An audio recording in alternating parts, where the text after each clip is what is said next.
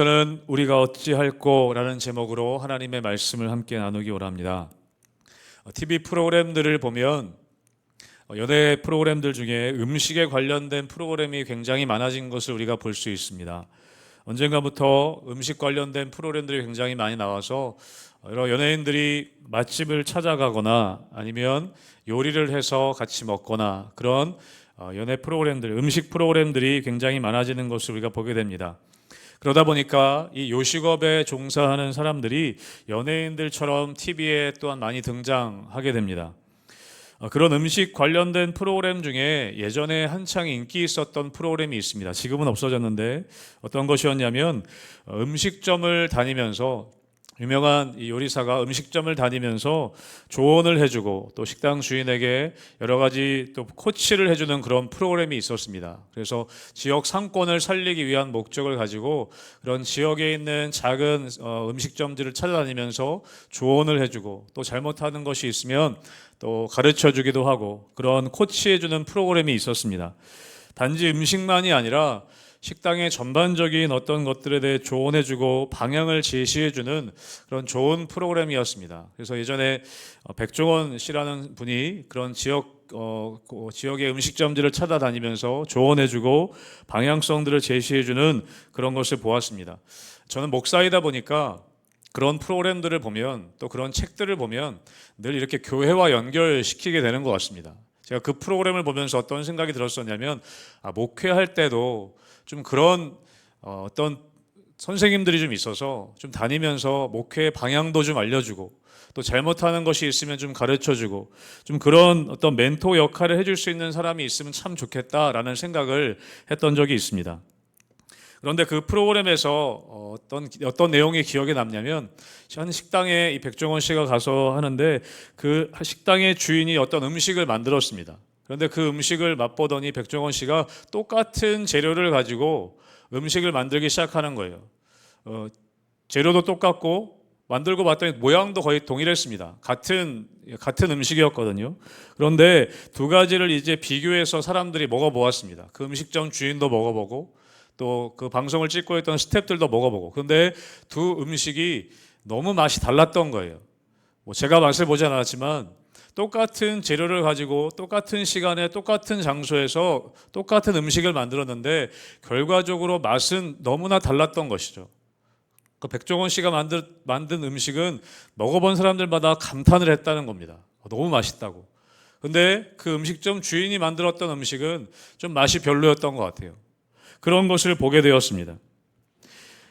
백종원 씨가 그리고 나서 어떻게 했냐면 그 음식점 주인에게 조리 과정을 설명해 주었습니다. 똑같은 재료이지만 어떻게 만들어야 되는지, 그 양과 또 언제 무엇을 넣어야 되는지, 그 타이밍, 그 음식을 넣는 타이밍들을 다 하나하나씩 알려주었습니다. 조리 과정을 다 설명해 주었죠. 보니까 요리 방법이 다른 것을 보게 되었습니다. 재료는 똑같은데 또 만드는 시간도 다르지 않는데 만드는 장소도 다르지 않는데 요리하는 방법이 달라지니까 맛이 달라지는 것을 보게 되었습니다. 여러분, 우리의 신앙생활도 이럴 수 있다는 것이죠. 우리의 삶의 과정들을 보면, 우리 성도님들의 삶을 보면 사실은 그렇게 크게 다르지 않은 것을 보게 됩니다. 다 사람 사는 것은 거의 비슷합니다. 다 아침에 되면 일어나고 삼시세끼 먹고 또 저녁이 되면 자고 우리가 살아가는 삶의 모습들은 그렇게 크게 다르지 않습니다. 큰 관점에서 보면. 그런데 중요한 것은 무엇이냐면 우리의 신앙생활 과정 가운데서 내 삶의 과정이 다른 것에 따라서 우리의 삶의 맛이 달라질 수 있다는 것이죠. 삶의 모습들은 다 비슷해 보이지만 내 삶의 과정들이 어떤 과정으로 내가 살아가느냐에 따라서 우리의 삶의 맛이 완전히 달라질 수 있다는 것입니다. 삶의 재료들은 다 비슷비슷해도 어려움도 있고 기쁨도 있고 삶의 상황들은 다 비슷해 보여도 삶의 과정에 따라 우리의 삶의 맛이 완전히 달라지는 것을 우리는 경험하게 됩니다. 모양은 비슷할 수 있지만 맛이 달라진다는 것이죠. 그 삶을 살아내는 과정 속에서 우리가 하나님의 방식을 따라 살 것이냐, 내 삶의 방식을 따라 내 마음대로 살아갈 것이냐에 따라서 우리들의 삶의 맛은 완전히 달라진다는 것입니다. 사랑하는 성도 여러분, 여러분의 삶의 과정을 하나님의 방식대로 살아갈 수 있게 되시길 주님의 이름으로 축복합니다. 오늘 읽은 우리 본문의 38절 마지막 부분에 보면 그리하면 성령의 선물을 받으리라 라고 말씀하고 있습니다. 성령을 선물로 받을 것이다. 이 본문은 사실은 예수님을 믿지 않는 사람들에게 한 그런 설교이긴 하지만 우리들에게 적용할 때는 성령의 충만함으로 봐도 무방할 것 같습니다. 지난 금요일에 우리 성령 집회 때 제가 2장 앞부분의 말씀을 가지고 함께 성도님들과 말씀을 나눴습니다. 사도행전 2장 앞부분에 어떤 사건이 기록되어져 있습니까? 제자들이 함께 모여 기도할 때 성령이 그곳 가운데 임재하시는 사건이 기록되어져 있습니다. 바람이 불고, 강한 바람이 불고, 그리고 성령이 불처럼 임하는 그런 놀라운 사건이, 그리고 서로 다른 나라 말을 하는 방언이 터져 나오는 그런 사건을 제자들이 경험했습니다. 사랑하는 성도 여러분, 여러분이 성령 충만하길 원하십니까? 전 우리 희망교회 모든 성도님들이 성령의 충만함을 경험할 수 있게 되시기를 주님의 이름으로 축복합니다. 그런데 중요한 것은 무엇이냐? 그러면 어떻게 우리가 성령의 충만함을 받고 이 성령의 충만한 상태의 삶을 살아갈 수 있을 것인가? 우리의 삶의 재료들은 다 비슷비슷한데 어떤 사람은 어떻게 성령의 충만한 삶의 모습으로 나타나고 우리가 똑같이 신앙생활하는데 어떤 사람은 그냥 밋밋한 신앙생활을 해나가는 것일까? 그 차이점이 뭘까? 우리가 함께 그것을 보기 원한다는 것이죠. 우리가 성령 충만한 삶, 성령 충만한 상태를 유지하며 나가기 위해서는 하나님의 방식, 우리의 삶의 과정 속에서 하나님의 방식을 이해할 수 있어야 합니다. 내 삶을 다루시는 내 삶의 과정 속에서의 하나님의 일하심을 우리는 경험할 수 있어야 한다는 것이죠. 우리가 그렇지 않고 내가 성령 충만하고 싶다고 성령 충만조차도 내 방식대로 하려고 하면 방언하는 것이 성령 충만이라고 생각해서 방언을 연습하고 그런다 할지라도 모양은 비슷할 수 있지만 그 맛은 완전히 다르게 된다는 것이죠. 제가 아까 요리 프로그램 말씀드렸는데 그 프로그램을 보니까 백종원 씨가 어떤 식당에 가서 음식을 맛보는 장면이 있었습니다. 근데 음식을 맛보더니 그냥 뱉어버리더라고요. 너무 맛이 없어서 뱉어버리는 것을 보았습니다. 모양은 굉장히 괜찮아 보였는데 맛이 너무 없었던 것이죠. 먹지 못할 정도였던 것입니다. 여러분 성경에 보면 요한계시록 3장 16절에 하나님께서 뭐라고 하시냐면 라오디게아 교회를 향해서 이렇게 말씀하십니다. 내가 이같이 미지근하여 뜨겁지도 아니하고 차지도 아니하니 내 입에서 너를 토하여 버리리라. 여러분 믿지 않는 사람들에게 한 말씀이 아니었습니다. 라오디게아 교회 성도들을 향하여 하신 하나님의 말씀이었습니다. 우리의 신앙생활이 우리의 삶의 과정이 우리가 겉으로 보기엔 아무리 성령 충만한 것처럼 보일지라도 내 삶의 과정이 하나님의 방식대로 살아가는 삶의 과정이 아니라 내 마음대로 살아가는 삶의 과정이라면 그 맛이 하나님이 맡으시기에 토해버릴 수 있는 맛이 될 수 있다는 것을 우리는 기억해야 합니다. 그것이 하나님의 경고라는 것이죠. 여러분 우리는 성령의 충만함이 모양만이 아니라 성령의 충만함의 능력을 경험해야겠습니다. 저는 여러분의 삶에 성령 충만의 모양이 아닌 성령 충만의 능력이 나타날 수 있게 되시길 주님의 이름으로 축복합니다. 맛이 달라야 한다는 것이죠. 그러기 위해서는 여러분 우리의 삶의 방식이 하나님이 원하시는 방식으로 하나님의 레시피대로 우리가 살아가야 한다는 것이죠. 그럴 때 진정한 성령 충만한 삶을 우리가 살 수 있게 된다는 것입니다. 우리 37절의 말씀을 우리 같이 한번 읽어보도록 하겠습니다. 사도행전 2장 37절 같이 읽습니다. 시작. 그들이 이 말을 듣고 마음에 찔려 베드로와 다른 사도들에게 물어 이르되 형제들아 우리가 어찌할꼬 하거늘. 아멘. 37절 앞부분에는 뭐라고 시작하고 있습니까? 그들이 이 말을 듣고 라고 시작합니다.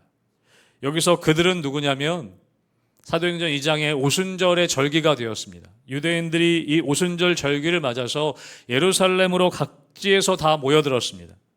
그 각지에서 모여들었던 유대인들을 말하고 있는 것이죠. 우리 금요일날 금요 집회 때 말씀드렸던 것처럼 사도행전 2장에 제자들에게 성령의 충만함이 임재하는 사건이 일어납니다. 그리고 그들이 각 나라 말로, 다른 나라 말로 막 이야기하기 시작합니다. 이 오순절을 맞아서 각지에서 모여들었던 유대인들이 자기 나라 말로 이야기하는 제자들을 보고 놀라서 함께 모여들기 시작합니다. 도대체 무슨 일이냐? 우리가 각 나라 말로 이렇게 말하는 것을 듣게 되는 것이 어떤 일이냐? 다 모여들었습니다. 그때 베드로가 그 자리에 일어나서 설교하기 시작합니다. 여러분, 그 사람들은 누구냐면 베드로의 설교를 듣고 있었던 사람들이었습니다. 사랑하는 성도 여러분, 우리가 성령 충만함을 경험하기 위해서, 성령 충만함을 산 삶을 살기 위해서 그 첫걸음은 무엇이냐? 우리가 들어야 한다는 것입니다. 그들은 베드로의 설교를 들었습니다. 우리는 말씀을 잘 들어야 합니다. 오늘 본문에 보면 그들이 무엇을 들었는가? 이 말을 들었다라고 이야기합니다. 이 말은 무엇이냐면 앞부분에 나오는 14절부터 36절까지의 베드로의 설교를 이야기합니다. 베드로의 설교 내용의 핵심은 무엇이냐면 하나님께서 예수님을 이 땅에 보내셨고 그 예수님이 나의 죄를 위해 죽으셨고 우리의 죄를 위해 죽으시고 그리고 그 죽으셨던 예수님이 부활하셨다. 그것이 핵심 내용입니다. 한 절로 보자면 우리 바로 앞에 36절의 말씀을 보면 베드로의 설교가 이렇게 마무리됩니다. 같이 함께 36절 읽어보겠습니다. 시작.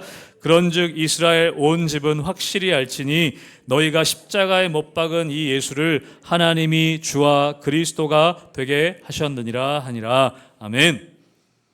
베드로가 뭐를 얘기하고 있습니까? 십자가에 못 박은 예수를 하나님이 다시 살리셨다. 그리고 그 예수가 우리의 주와 그리스도가 되게 하셨다. 베드로는 복음의 핵심을 이야기하고 있습니다. 유대인들은 이 말을 들으는 것입니다. 다른 어떤 예루살렘의 다른 새로운 소식들을 들으는 것이 아니라 베드로의 이 설교, 너희들이 죽인 예수를 하나님이 다시 살리셔서 우리의 주님과 그리스도가 되게 하셨다. 그 복음의 메시지를 듣게 되었던 것이죠. 여러분, 우리 삶에는 수많은 소리들이 우리 귀에 들려집니다. 여러분은 요즘에 어떤 말에 귀를 기울이고 계십니까? 우리가 관심 가지고 있는 분야에 대해서 우리는 귀 기울이게 되어져 있습니다. 똑같이 들어도 내가 듣고 싶은 것을 듣게 됩니다. 내가 어떤 말에 지금 솔깃해 있는가, 우리의 상황에 따라 내가 귀 기울이는 것이 달라진다는 것이죠. 학생들로 얘기하면 대학 입시를 앞두고 있는 학생들은요, 대학 입시에 관련된 뉴스나 소식들을 들을 때 귀가 솔깃해집니다. 군입대를 앞두고 있는 청년들은 뉴스에서 군대 이야기가 나오거나 전쟁 이야기가 나오면 귀가 솔깃해집니다. 자기하고 연관성 있는 이야기이기 때문에. 우리들은 우리의 삶에서 내가 관심 갖고 내가 요즘에 귀 기울이고 있는 것들이 들려지게 되어져 있다는 것이죠. 사랑하는 성도 여러분, 성령 충만을 원하신다면, 내 삶에 성령 충만하기를 원한다면 우리는 복음의 말씀에 귀를 기울여야 한다는 것입니다. 우리가 정말 성령 충만하길 원한다면 우리는 자연스럽게 하나님의 복음의 말씀에 귀 기울이게 되어져 있다는 것이죠. 우리는 하나님이 하시는 말씀을 들어야 합니다. 예수 믿는 우리들, 여전히 우리가 예수를 믿고 있다 할지라도 여전히 우리에게 필요한 것은 무엇이냐면 우리는 계속해서 이 하나님의 말씀과 하나님의 복음을 들어야 한다는 것이죠. 우리는 우리 자신에게 질문해야 합니다. 나는 정말 말씀을 듣고 있는가? 예배 시간에 정말 하나님의 말씀을 들으려고 하는 갈망이 나의 마음 가운데 있는가? 성경을 펼칠 때 하나님이 정말 나의 마음을 만져주시기를 기대하면서 내가 말씀을 읽고 있는가? 아니면 익숙함과 그냥 습관에 따라서 그저 시간을 보내고 있지 않은가? 여러분, 성령 충만은 말씀을 듣는 데서부터 시작됨을 믿으시길 주님의 이름으로 축복합니다. 여러분, 잘 듣기를 바라요. 여러분, 잘 들으시길 바랍니다. 제가 설교하는 거 잘 들으라는 말씀이 아니라 여러분, 하나님의 말씀을 듣길 바랍니다. 설교 시간뿐만 아니라 여러분의 삶의 자리에서 하나님이 나에게 지금 뭐라고 말씀하실까, 거기에 귀 기울이는 것, 그것이 성령 충만함의 첫 단계라는 것이죠. 오늘 이 유대인들은 유월절 지키러 왔다가 베드로의 설교를 듣게 됩니다. 베드로의 그 메시지, 복음의 메시지를 듣게 됩니다. 그리고 나서 어떻게 됩니까? 우리 37절 말씀도 같이 읽어보겠습니다. 37절 같이 읽습니다. 시작. 그들이 이 말을 듣고 마음에 찔려 베드로와 다른 사도들에게 물어 이르되 형제들아 우리가 어찌할꼬 하거늘. 아멘. 이 복음을 들었던, 복음의 메시지를 들었던 유대인들에게 어떤 변화가 일어나냐면 마음에 찔림이 생겼습니다. 이 말을 듣고 마음에 찔렸다라고 이야기합니다. 말씀을 들었다고 여러분 다 변화되는 것이 아닙니다. 말씀을 듣는다고 다 똑같이 변화되지 않습니다. 말씀을 들었지만 그냥 지나갈 수도 있습니다. 말씀을 듣고 내가 오늘 은혜 받았다, 감동이 되었다라고 이야기할 수 있지만 여러분 실제 우리의 삶의 변화는 무엇으로부터 시작하냐면 마음의 찔림으로부터 시작하는 것입니다. 마음에 찔렸다는 것은 무엇이냐면 나의 내면에, 나의 마음 깊숙한 곳에부터 통증이, 아픔이 왔다는 것입니다. 나는 괜찮다라고 생각했던 나의 자리가 무너지는 것입니다. 내가 있던 자리, 내 삶은 괜찮은데, 괜찮다라고 생각했는데 하나님 말씀이 들려졌을 때 그 삶이 무너지는 것, 거기서부터 시작되는 것이고, 내가 옳다고 여겼던 그 생각이 깨어지는 것으로부터 시작하는 것입니다.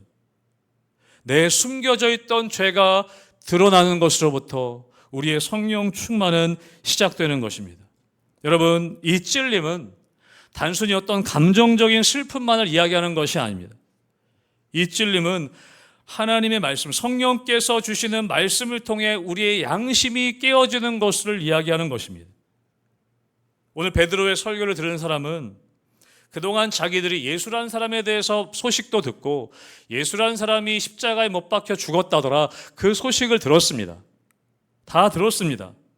자기하고는 그런데 아무 상관이 없다고 생각했어요. 예수라고 하는 청년이 그 청년의 혈기를 부리다가 붙잡혀서 죽었다더라, 그랬다더라, 그냥 그런 소식으로 들었습니다. 자기의 삶과는 아무 상관이 없는 것으로 여겼습니다. 그런데 오늘 베드로의 설교를 듣고 마음에 찔림이 있었습니다. 이게 남의 얘기가 아니구나. 이게 다른 사람의 이야기가 아니구나. 너희가 십자가에 못 박은 그 예수, 그렇게 베드로의 설교를 듣고 나서 그 선언 앞에서 더 이상 그들은 많은 사람들 중에 한 명이 아니었던 것입니다. 이건 내 탓이구나, 내 것이구나, 나 때문이구나 라는 것을 깨닫게 되었다는 것입니다. 이것은 나의 문제구나, 이것은 나의 죄구나, 내가 하나님 앞에 잘못한 것이구나 라는 것이 깨달아졌다는 것이죠. 사랑하는 성도 여러분, 마음에 찔렸다는 것은 죄가 깨달아졌다는 것입니다.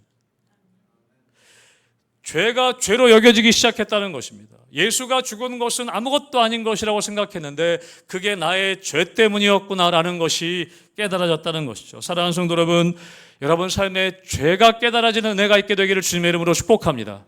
여러분, 그게 놀라운 은혜인 것입니다. 죄가 죄로 깨달아지는 것, 죄를 그냥 넘기면 안 된다는 것입니다. 성령님께서, 여러분, 성령님이 우리 가운데 계실 때 어떤 일이 일어나냐면 성령님은 우리의 죄를 깨닫게 해주십니다.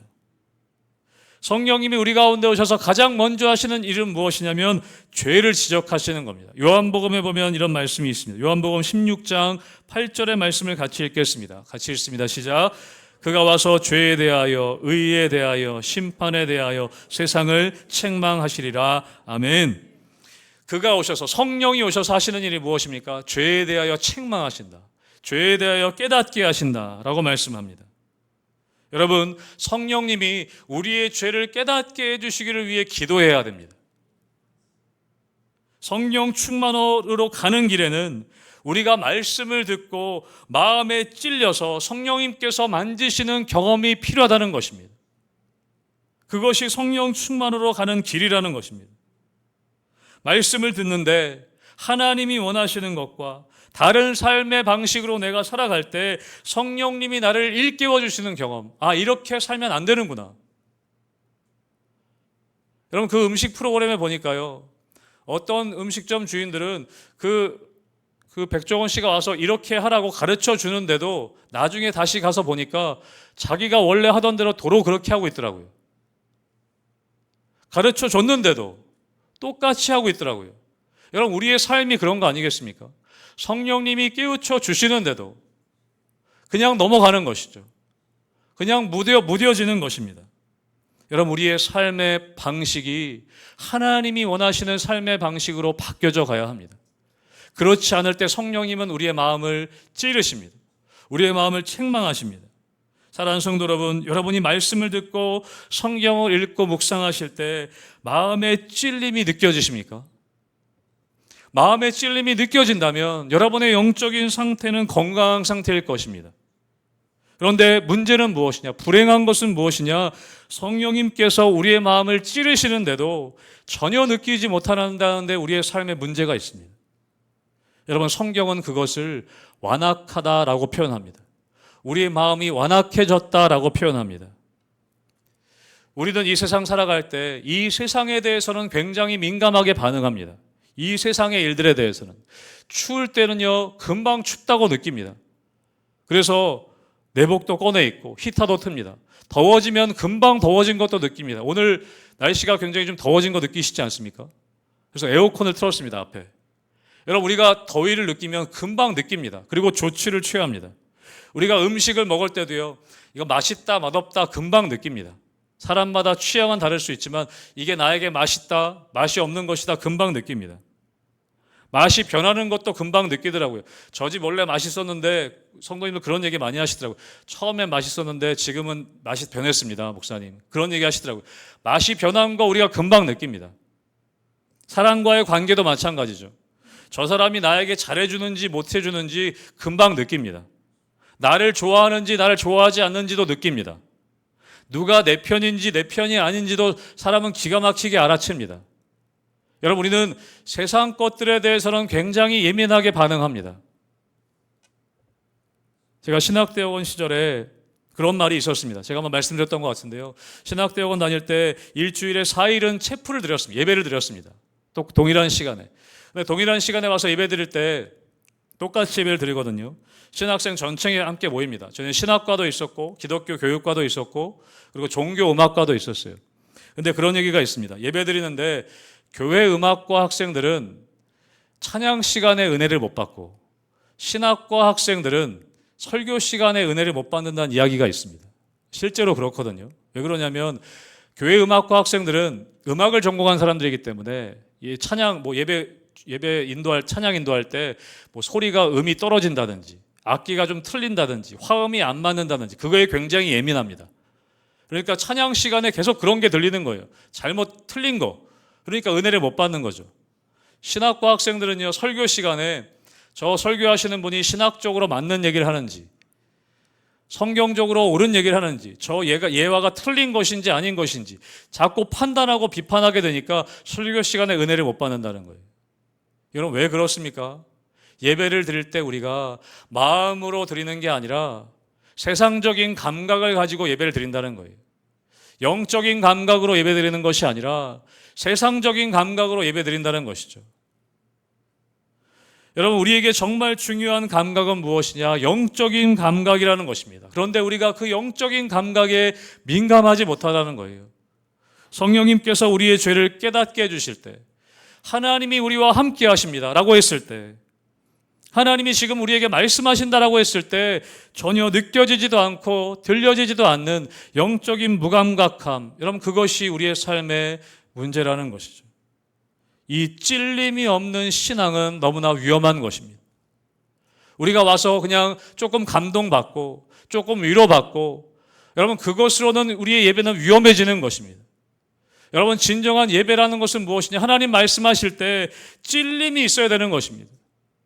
내 마음에 말씀을 읽을 때 찔림이 없는 그런 예배와 말씀은 위험한 것입니다.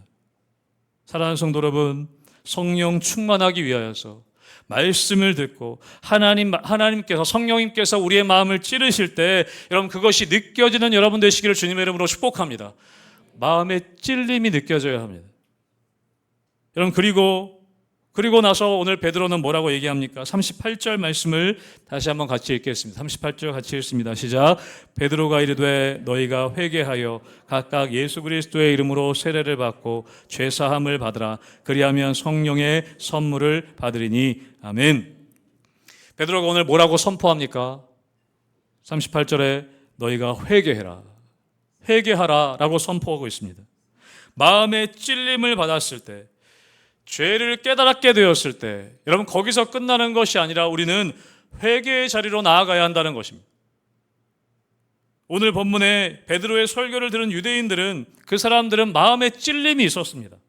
그리고 어떤 반응을 보였냐면 아까 37절 뒷부분에 보면 형제들아 우리가 어찌할꼬, 마음에 찔림을 받고 가만히 있지 않았습니다. 나와서 형제들아 우리가 어찌할꼬. 여러분, 마음의 찔림은요 그 자체가 회개는 아닙니다. 내가 마음이 찔렸다고, 내가 잘못했구나, 그거 잘못된 거구나, 그냥 그게 회개가 아니라는 것입니다. 사도행전 7장에 보면 스데반 집사가 성령에 충만하여서 설교하기 시작합니다. 저는 원래 이 사도행전 2장 처음에 교육전도사 때 사도행전 2장에 베드로가 설교하는 모습을 보고 굉장히 멋있어 보여요. 그래서 저도 성령 충만한 설교자가 되게 해달라고 기도했거든요. 왜냐하면 뒤에 보면은 베드로가 설교했더니 신도의 수가 3,000이나 더했다고 돼 있어서 저는 이게 너무 멋있어 보여가지고 성령 충만하게 설교해달라고 그렇게 해달라고 기도했거든요. 근데 사도행전 읽다 보니까 7장에 가니까 스데반 집사가 성령에 충만하여서 설교했더니 돌에 맞아 죽었더라고요. 그래서 그 기도를 잠시 멈춘 적이 있었습니다. 근데 여러분, 중요한 것은 무엇이냐면 베드로도 똑같이 성령에 충만하여 설교합니다. 여러분, 스데반도 똑같이 7장에 보면 성령에 충만하여 설교합니다. 그때 어떤 일이 일어나는가? 사도행전 7장 54절의 말씀을 함께 읽어보겠습니다. 54절입니다. 시작. 그들이 이 말을 듣고 마음에 찔려 그를 향하여 이를 갈거늘. 여러분, 똑같은 게 무엇입니까? 아까 베드로의 설교를 들은 사람과 스데반의 설교를 들은 사람의 공통점은 무엇입니까? 마음에 찔림이 있었습니다. 똑같이 마음이 찔렸어요. 그런데 그들의 반응은 달랐습니다. 베드로의 설교를 들은 사람은 형제들아 우리가 어찌할꼬, 회개의 자리로 나아갔다는 거예요. 근데 스데반의 설교를 들은 사람들은 마음이 찔렸어요. 똑같이. 그런데 어떻게 했습니까? 이를 갈았다라고 얘기합니다. 이를 갈았다. 이를 갈았습니다. 스데반의 설교를 듣고 마음이 찔렸지만 그들은 회개의 자리로 나아가진 않았습니다. 여러분, 마음이 찔렸을 때 여러분 회개의 자리로 나아가지 않으면 그게 계속되면 여러분 이 사람들과 같이 될 수 있습니다. 우리가 이를 가는 사람이 될 수도 있다는 거예요. 우리가 빨리빨리 회개의 자리로 나아가지 않으면 나중 돼서는 왜 나한테 뭐라 그러냐, 그렇게 이를 가는 사람이 될 수도 있다는 것입니다. 여러분, 우리는 어떤 반응을 하고 있는가? 요한복음에 보면 가늠한 여인을 사람들이 끌고 왔을 때 예수님 말씀하셨죠. 죄 없는 자가 돌로 치라. 그때 성경에 보면 사람들이 어떻게 반응합니까? 우리 요한복음 8장 9절의 말씀도 한번 읽어보겠습니다. 9절입니다. 시작. 그들이 이 말씀을 듣고 양심의 가책을 느껴 어른으로 시작하여 젊은이까지 하나씩 나가고 오직 예수와 그 가운데 섰는 여자만 남았더라. 예수님의 말씀을 듣고 죄 없는 자가 돌로 치라고 했을 때 사람들이 어떻게 했습니까? 양심의 가책을 느꼈습니다. 똑같은 거죠. 마음에 찔림이 있었습니다. 근데 이 사람들은 어떻게 반응합니까? 어른으로 시작하여 젊은이까지 다 돌을 내려놓고 그 가운데 그 자리를 떠났습니다. 여러분, 이들이 회개의 자리로 나갔지 않았다는 거예요. 굉장히 점잖아 보이지 않습니까? 그냥 돌을 내려놓고 조용히 떠났어요. 이것만으로도 굉장히 점잖해 보이지만 여러분, 우리의 예배가 어떤지 우리는 돌아봐야 합니다. 마음의 찔림은 똑같이 있는데 어떤 사람들은 그냥 그렇구나 하고 조용히 그냥 돌아갈 수 있습니다. 어떤 사람들은 분노하여서 돌을 들어 칠 수도 있습니다. 근데 어떤 사람들은 그 마음의 찔림을 가지고 우리가 어찌할꼬 하고 회개의 자리로 나아갔다는 것입니다. 사랑하는 성도 여러분, 여러분은 어떤 부류에 속하십니까? 마음은 찔림은 받았는데 그렇구나 하고 그냥 조용히 돌아가는 사람, 분노하여서 왜 나한테 그렇게 얘기하냐고 분노하는 사람, 아니면 형제들아 우리가 어찌할꼬, 주님 제가 어찌해야 합니까? 라고 회개하는 사람. 저는 이 회개의 자리에 여러분 나아가게 되시길 주님의 이름으로 축복합니다. 여러분, 양심의 가책을 느낀 것이 회개가 아닌 것입니다. 이렇게 우리가 어찌할꼬 라고 나오는 이 사람들에게 베드로가 뭐라고 얘기합니까? 괜찮다라고 이야기하지 않습니다.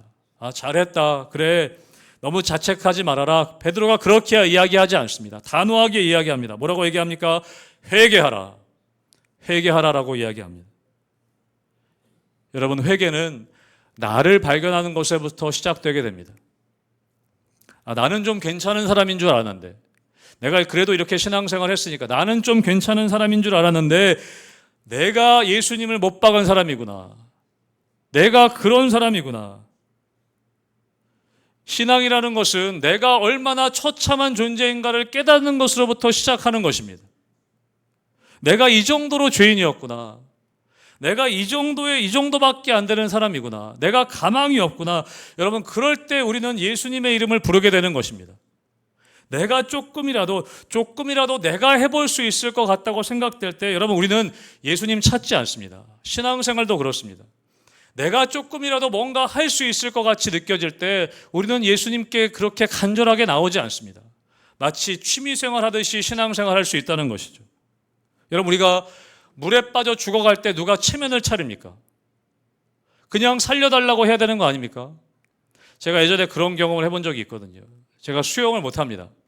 수영을 아직도 배우지 못했어요. 근데 제가 비전 트립을 베트남으로 간 적이 있거든요. 베트남으로 짧은 비전 트립을 같이 갔는데 일정들을 다 마치고 마지막 날에 선교사님께서 저희 팀 수고했다고 수영장에, 그 베트남에서 유명한 수영장에 저희들 데려다 주셨습니다. 워터파크 같은 데였어요. 굉장히 즐거운 시간을 보냈습니다. 근데 제가 이렇게 앉아서 쉬고 있는데 저쪽에 보니까 아주 재미있는 놀이기구 같은 게 보이는 거예요. 사람들이 이렇게 줄에 매달린 봉을 하나 붙잡고 쭉 한쪽 편에서 잡고 쭉 내려오다가 손을 놓으니까 이렇게 물에 빠지는, 굉장히 재밌어 보이더라고요. 제가 아무 생각 없이 달려갔습니다. 줄을 서가지고 줄에 매달려 있는 봉을 손을 잡았어요. 그리고 발을 딱 띄웠습니다. 발을 딱 띄는 순간 제 맞은편에 뭐가 보였냐면 수심 5m라는 게 보이는 거예요. 저는 아무 생각 없이 그냥 물에 빠지면서 놀면 참 재밌겠다 생각하고 봉을 잡았어요. 근데 딱 발을 놓는 순간 수심 5m라는 게 보이는 거예요. 그 짧은 시간에 5만 가지 생각이 다 들었습니다. 내가 어떻게 해야 될까? 내가 지금이라도 소리를 지를까? 살려달라고. 나 수영 못한다고 소리를 지를까? 여러 가지 생각이 들다가 어떻게 생각했냐면, 내가 이 봉을 놓지 않고 끝까지 한번 잡고 있어 봐야겠다.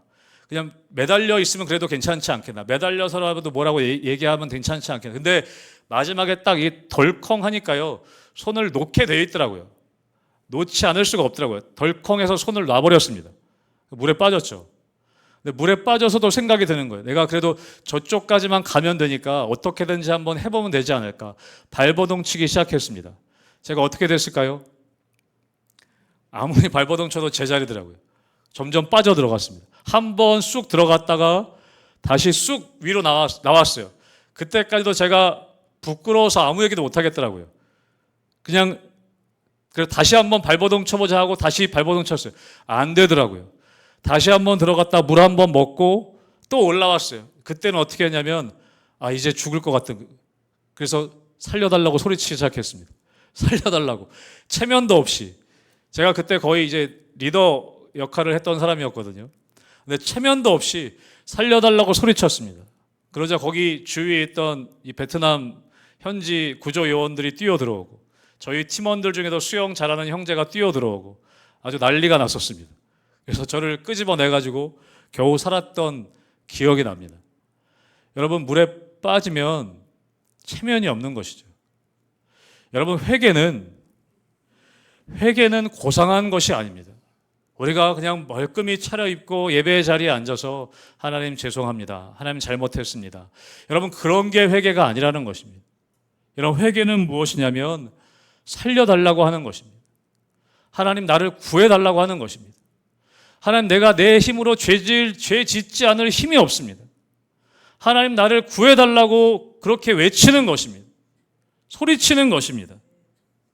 하나님이 성령 하나님이 우리의 마음을 찌르실 때 그냥 가만히 있는, 고상하게 그냥 있는 것이 아니라 하나님께 매달리는 것입니다. 하나님, 나를 구원해달라고, 나를 도와달라고.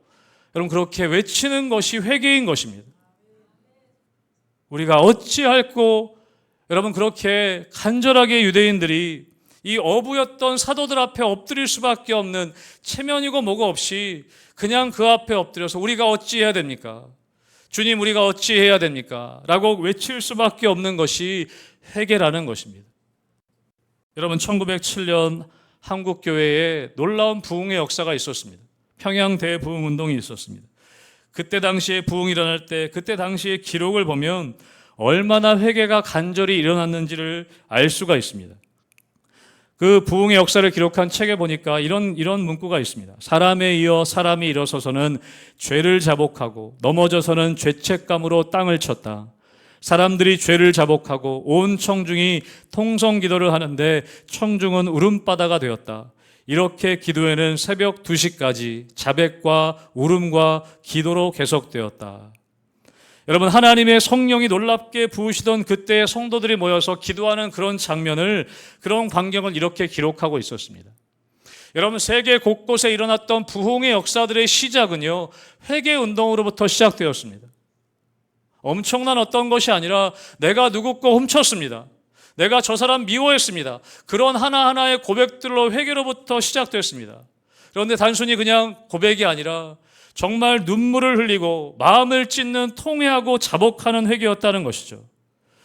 여러분, 마음에 찔림이 있어도 그것이 회개로 꼭 이어진다는 보장은 없습니다.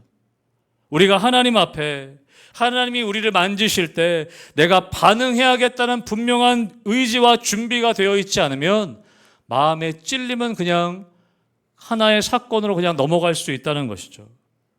사랑하는 성도 여러분, 성령의 충만함은 단지 그냥 뜨거워지는 것이 아닙니다. 더 많이 울게 되는 것만도 아닙니다. 더 열정적으로 보이는 것도 아닙니다. 불이 막 임하고 방언이 터지고 그런 외적인 증거들도 분명히 필요하지만 여러분, 그것은 오래가지 않습니다. 진정한 성령의 충만의 사건은 무엇이냐? 하나님의 말씀이 들려지고 그 말씀이 내 마음을 찌르고 그 말씀의 찔림으로 말미암아 회개할 수밖에 없는, 내 죄를 자백할 수밖에 없는, 여러분, 그것이 진정한 회개의 역사, 성령의 충만함의 역사라는 것입니다. 여러분, 다윗이 왜 하나님 앞에 회복될 수 있었습니까? 그가 다른 위대함이 있어서가 아니라, 죄가 없어서가 아니라 심각한 죄를 저질렀지만 그 죄에 대한 깊은 회개가 있었기 때문이었습니다. 탕자가 왜 다시 하나님 아버지, 그 아버지의 집으로 돌아올 수 있었습니까? 실패하지 않아서가 아닙니다. 실패했는데 돌이켰기 때문입니다. 돌이켜 아버지께로 돌아왔기 때문입니다. 베드로가 왜 다시 사도로 사용될 수 있었습니까? 예수님을 부인하지 않아서가 아니라, 다른 제자보다 뛰어나서가 아니라 통곡하며 돌이켰기 때문입니다. 회개했기 때문입니다. 우리도 마찬가지이죠.